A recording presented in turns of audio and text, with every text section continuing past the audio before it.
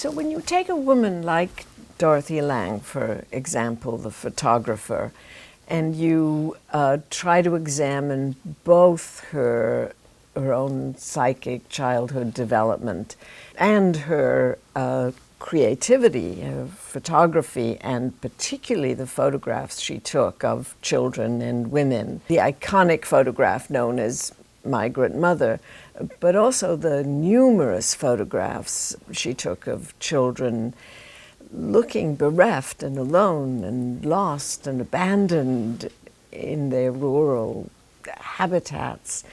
How do you connect that to Dorothea Lange's psyche? You know, why not just focus on the objects that she studied? Well, of course, every individual is unique, and I do not want to suggest that Dorothea Lange was, quote, representative of women. But there's a fascinating combination of things that are very particular to her and things that are much more widespread. To start with one that was very particular to her, Dorothea Lange was a disabled woman. She had been a victim of polio.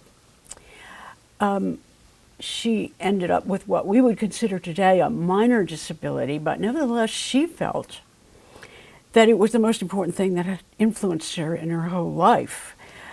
In part because her mother was afraid that she would be unmarriageable, that no man would want her because she was, quote, a cripple, which is what the word that people used to say. Well, given that, you can just imagine how she felt when another cripple became president of the United States. She loved Franklin Roosevelt.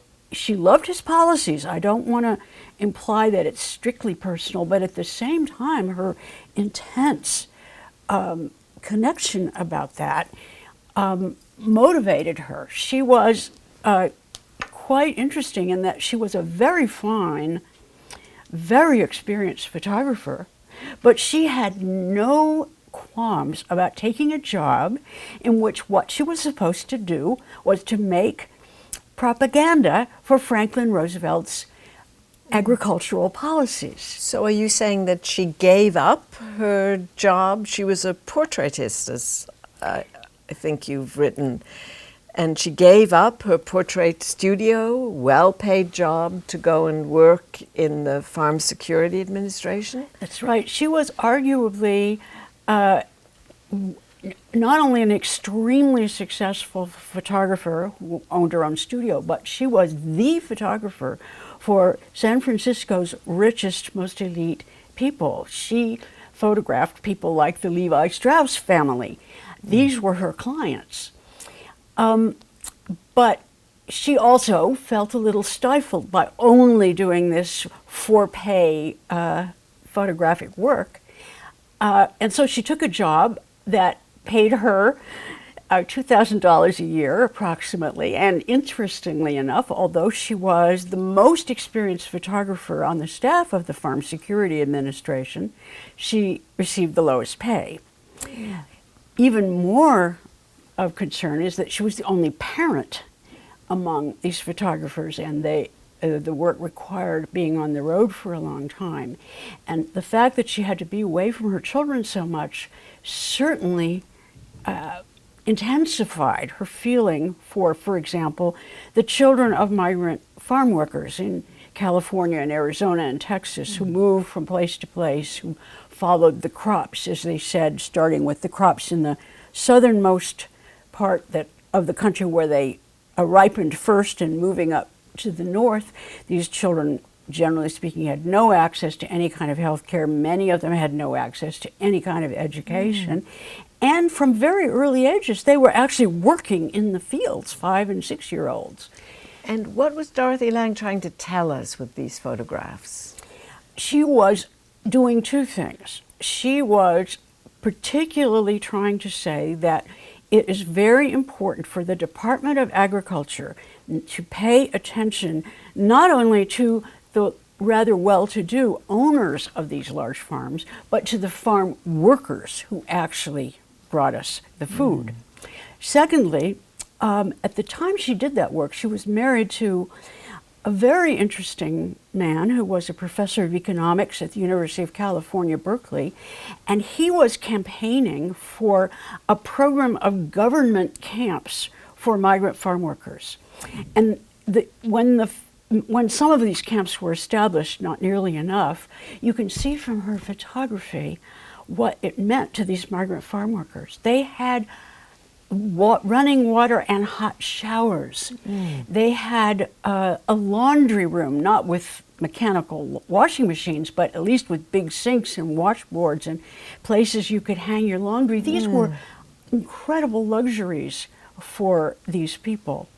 So she was really willing to focus her art on completely political, you might say, demands, along with other people. The fact is that she also really enjoyed that work.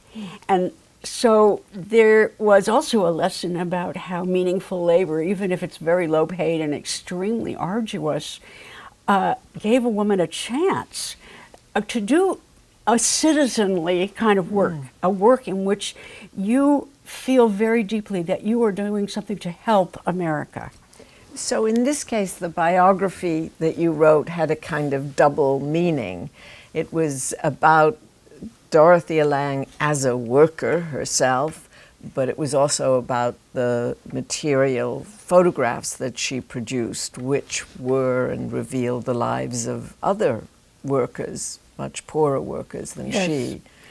And I think it also, using her as an example, you revealed a lot of things about the state of marriage.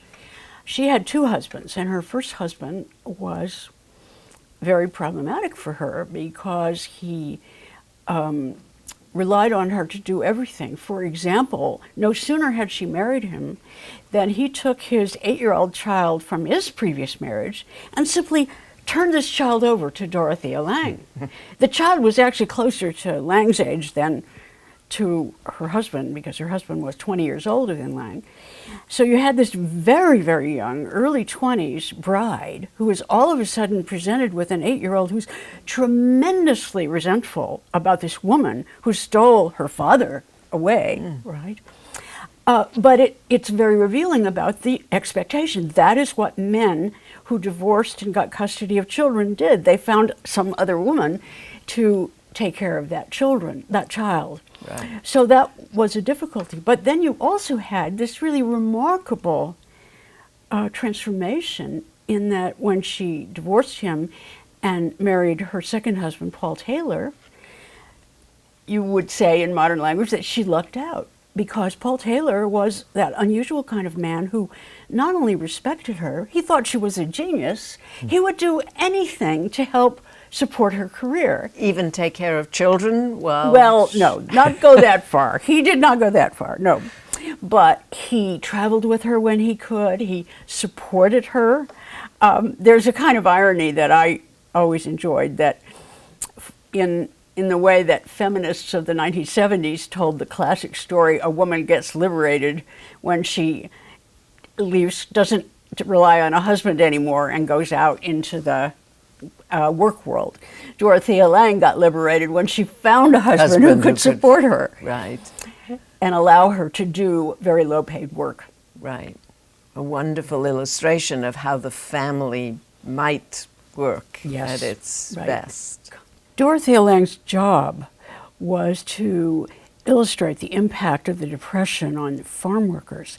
And you know, most American farm workers were people of color. She photographed extensively Mexican-American migrant farm workers in the West and sharecroppers in the Southeast. The tragedy of her work is that while approximately 30% of all of her photography was of people of color, none of it was distributed in the Depression. Her boss at the Farm Security Administration said, Americans are not ready for these images of people of color, and since the point was to rev up support for Franklin Roosevelt's policies, we need to use white people in the photographs. So it is only much later, during the Civil Rights Movement, that people discovered that part of her photography.